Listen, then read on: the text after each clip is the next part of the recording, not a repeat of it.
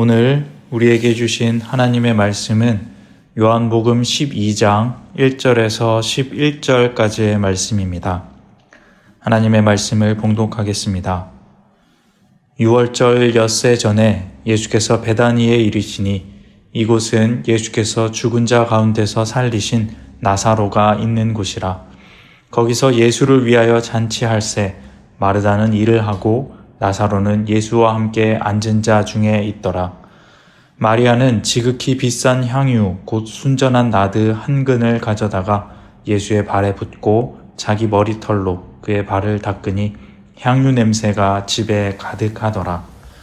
제자 중 하나로서 예수를 잡아줄 가룟 유다가 말하되 이 향유를 어찌하여 300데나리온에 팔아 가난한 자들에게 주지 아니하였느냐 하니 이렇게 말함은 가난한 자들을 생각함이 아니요 그는 도둑이라 돈꾀를 맞고 거기 넣는 것을 훔쳐가미러라.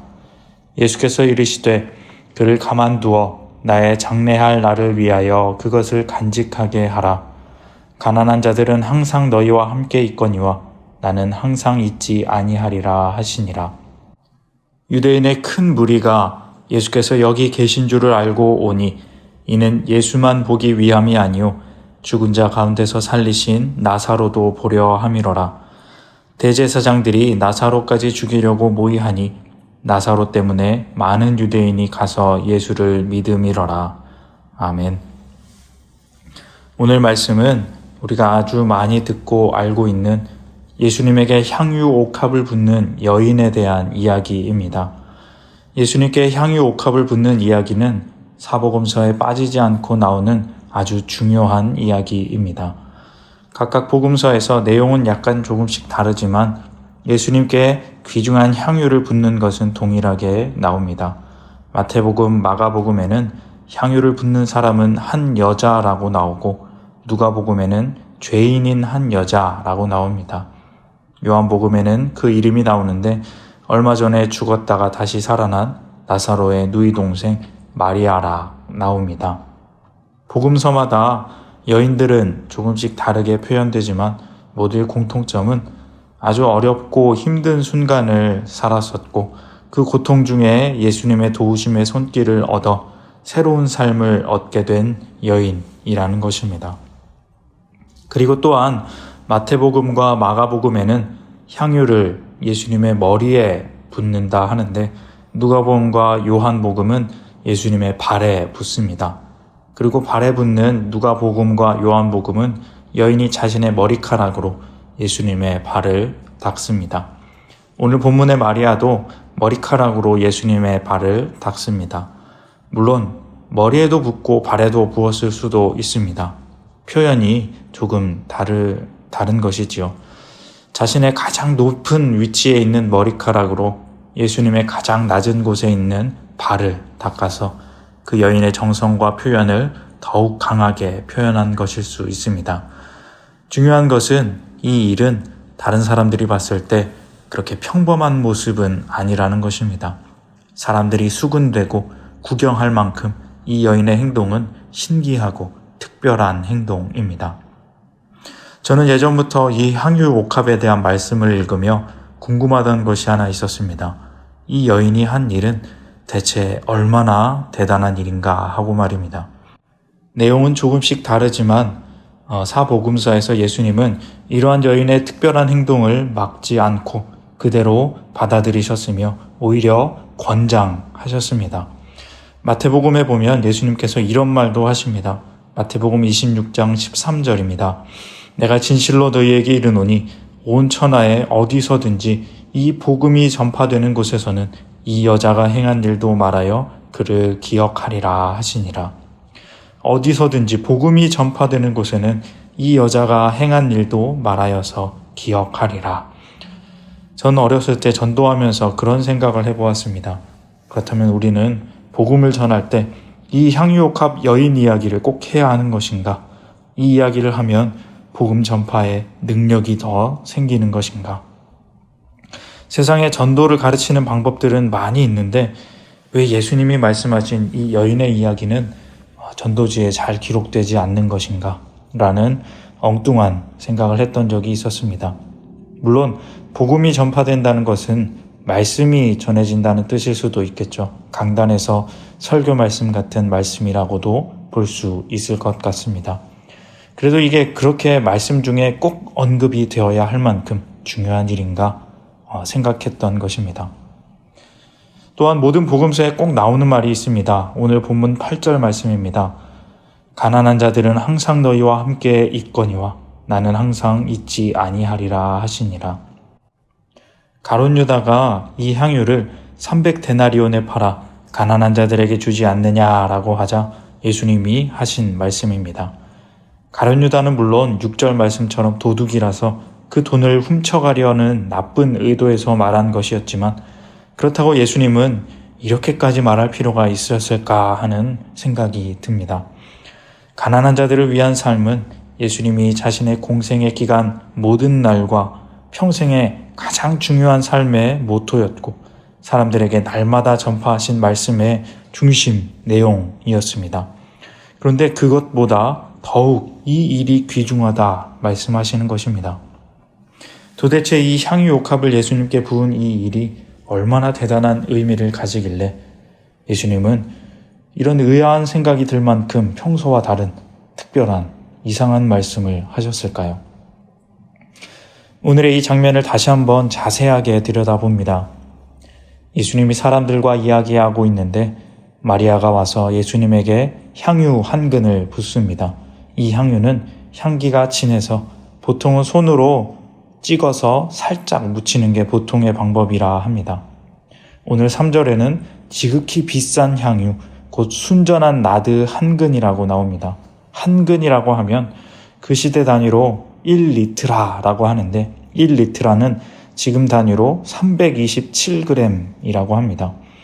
우리가 생각하기에 향유 옥합이라고 하면 엄청 큰 항아리 같은 단지에 몇 리터나 되는 기름을 가져와서 깨트린 것으로 그렇게 많이 알고 있는데 사실은 그렇지 않습니다. 우리가 흔히 먹는 음료수 캔 하나가 300ml 정도 되는데 그것보다 약간 더 큰 크기의 병인 것입니다. 보통 우리가 알고 있는 향수를 담는 향수병, 화장품병 정도 생각하면 될 것 같습니다. 그래도 그것을 한 번에 다 쓸 양은 아닌 것 같습니다. 제자들 말로는 이것을 300데나리온에 팔 수 있다 하니 보통 성인 남자의 1년 연봉과 비슷한 금액으로 그 조금의 양도 굉장히 비싼 것을 알 수 있습니다. 그것을 그냥 한 번에 다 부어버리는 것입니다. 정말 허비한 것이죠. 이성적이지는 않은 것 같습니다. 어쩌면 감정에 따라 그때그때 움직이는 말 그대로 덜렁대는 어린 여인 정도라고 볼 수 있습니다. 그런데 이 여인은 놀랍게도 꾸중은커녕 분에 넘치는 칭찬을 받았습니다. 복음이 전해지는 곳 어디에서든 이 일도 함께 말하여져서 기념할 것이다. 이것은 예수님이 어느 누구에게도 한 적 없는 칭찬입니다. 복음이 전파되는 곳에 말하여진다는 것은 복음의 핵심이라는 이야기입니다. 이 덜렁대는 듯한 순간적이고 감정적인 행동이 복음의 핵심이다. 예수님께서 말씀하시는 천국 복음은 원래 어떤 것이었습니까? 약하고 가난한 자들에게 아름다운 소식이 전해지는 것, 병들고 연약한 자들이 힘을 얻게 되는 것, 그것이었습니다. 그런데 오늘 예수님은 무슨 말씀을 하고 계신가요? 가난한 자들은 항상 너희와 함께 있지만 나는 그렇지 않다. 여기에서 우리는 이 말씀을 통해 예수님이 말씀하시는 이 복음이라는 것의 본질에 대해서 다시 한번 더 깊게 생각해 볼 필요가 있습니다. 복음이 무엇일까요? 간단히 생각해 봅니다. 복음은 다른 것이 아닙니다. 예수님의 사랑, 죽기까지 사랑하신 예수님의 그 사랑입니다. 그리고 그 예수님의 사랑처럼 이 여인의 사랑도 그냥 대책 없이 자신의 것을 아끼지 않는 불 끓는 사랑이었습니다. 사랑은 계산적이지 않습니다. 똑똑하고 잘난 사람만 할 수 있는 것이 아닙니다. 비록 한 죄 많고 미천한 여인의 어리석고 감정적인 행동이었을지도 모르지만 이 행동은 지극히 진실되고 정직한 사랑의 행동이었고 계산적이지 않았으며 그저 자신이 가지고 있는 가장 귀한 것을 내어 소중한 사람에게 드리고 싶은 솔직한 사랑의 표현이었습니다. 이 사랑은 모든 것을 이깁니다. 이것저것 따지지 않고 그저 남을 위해 나를 내어주는 것.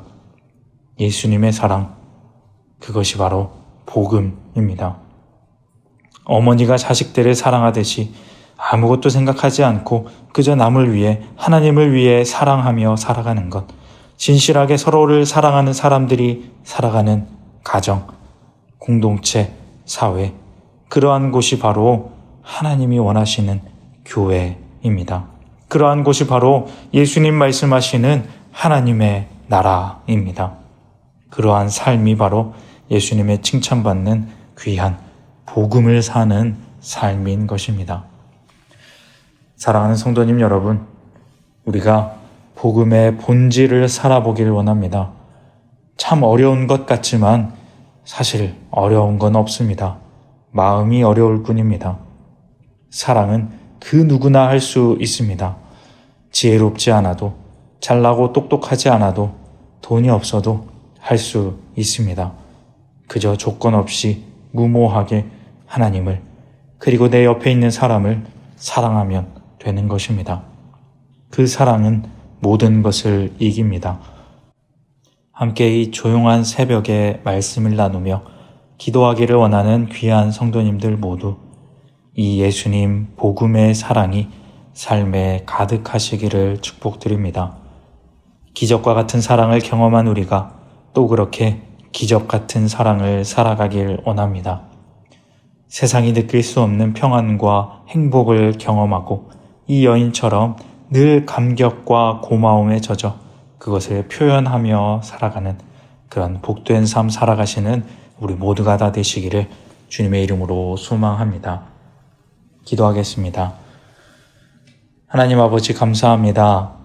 우리를 그렇게 조건 없이 큰 사랑으로 사랑해 주시고 새로운 생명, 풍성한 생명을 주시니 참으로 감사합니다. 그 사랑을 다시 한번 이 아침에 깨닫고 또 그 삶을 살아가기를 원하오니 그저 사랑하며 살아가기를 원하오니 하나님 우리의 마음을 붙잡아 주시고 하늘의 삶으로 귀하고 복된 삶으로 인도하여 주시옵소서. 기쁨과 감격이 넘치는 오늘의 삶 허락하여 주시옵소서. 예수님의 이름으로 기도합니다. 아멘.